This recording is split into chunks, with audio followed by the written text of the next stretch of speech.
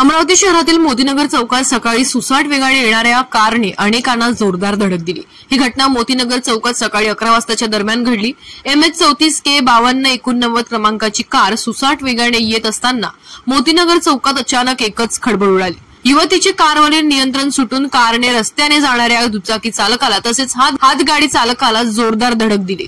इतकंच नव्हे तर पुन्हा सुसाट वेगाने ती कार एका गल्लीत जाऊन धडकली। हा धक्कादायक प्रकार पाहून अनेकांनी आपला जीव मुठीत घेऊन रस्त्याच्या कडेला पळाले। अखेर कार थांबताच नागरिकांचा मोठा जमाव होऊन त्या कार चालक युवतीवर अनेकांनी चांगलाच रोष व्यक्त केला। या अपघातात निलेश रमेश फाटे, संकेत रमेश फाटे, प्रतीक पांडे, संजय माटे, आनंद शिरसाट नामक इसम जखमी झाल्याची माहिती समोर येत आहे। एकाला जोरदार धडक दिल्याने गंभीर जखमी झाला तर अन्य तिघे किरकोळ जखमी झाले।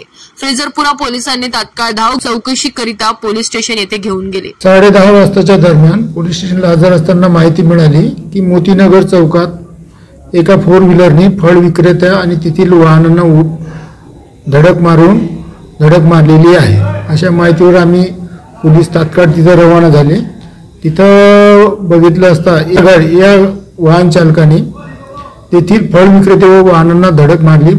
खूप भरधाव वेगाने येत होते आणि तेथील जो चालक आहे ती महिला आहे, तिला आम्ही ताब्यात घेतलं आणि पोलीस स्टेशनला आणलेलं आहे। आता कारवाई सुरू आहे। मेडिकल दरम्यान काय आढळलं काय? आता त्यांचं मेडिकल केलेलं आहे, ब्लड सॅम्पल घेतलेलं आहे आणि पुढील कारवाई करत आहे।